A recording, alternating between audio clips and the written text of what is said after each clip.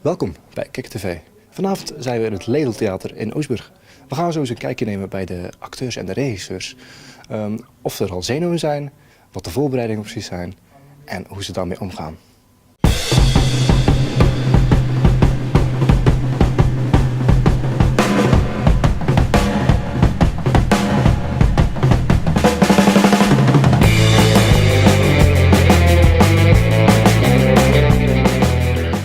Dag dames.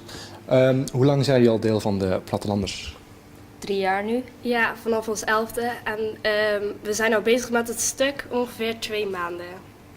Waar gaat het stuk precies over? Nou, wij zijn, zou ik maar zeggen, beste vriendinnen, maar we hebben ruzie. En we hadden een kettingje en een van ons heeft dat kettingje weggegooid en dat kettingje zit nu in de schilderij.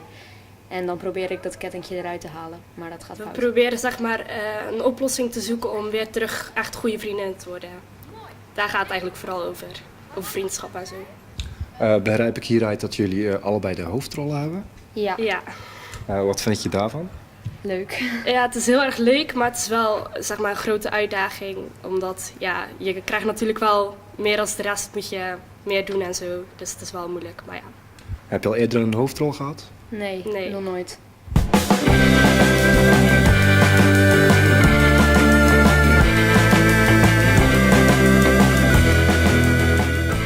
Wie bent u en wat is uw rol in dit stuk?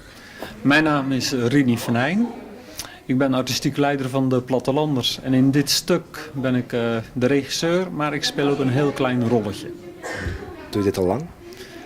In het jongerentoneel, dat is eigenlijk het eerste keer dat we dat nu doen. Maar de Plattelanders zelf, dat bestaat natuurlijk al heel lang en ik zit daar zelf al 17 jaar in. Waar gaat het precies over? Dit stuk, de jongeren van de Plattelanders, die spelen het nichtje van Charlie. De volwassenen die spelen de tante van Charlie, dat is een hele bekende klucht. En in datzelfde decor spelen wij het nichtje van Charlie, dus een ander familielid. Maar het is een totaal ander stuk, want het andere stuk is een klucht. Dit is een jongerenstuk, een magisch stuk over vriendschap. Eigenlijk een magisch realistisch stuk. Dat magisch realisme zit hem vooral in het feit dat er dingen in voorkomen die in het echt dus niet gebeuren. Dat is het magische natuurlijk. Maar het zou in principe wel zomaar kunnen, bij wijze van spreken. Als je in sprookjes gelooft of als je in magie gelooft.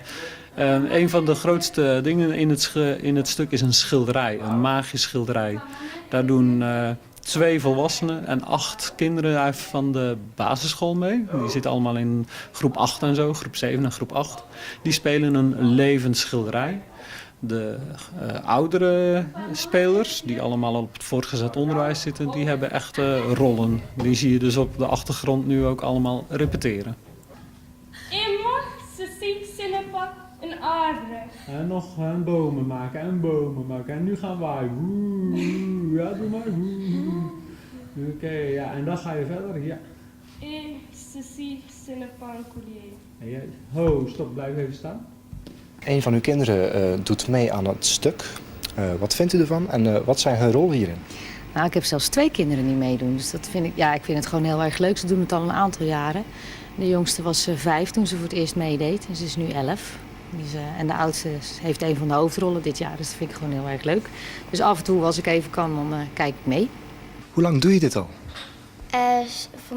Op mijn 7e heb ik voor het eerst meegedaan en ik ben nu 11. Dus. Wat is je rol in dit stuk? Nou, ik zit bij een groepje vriendinnen, maar zij zitten allemaal op de middelbare. En ik ben nog van de basisschool, dus ik hoor er maar half bij. En ja, dan ben ik soms een beetje het buitenbeentje. Dus. Voelt dat in het echt ook zo dat je een beetje het buitenbeentje bent? Omdat je natuurlijk een van de jongsten bent. Nou, dat vind ik wel meevallen, want ik heb de vorige jaar ook met oudere kinderen gespeeld en dan, dat went wel een beetje.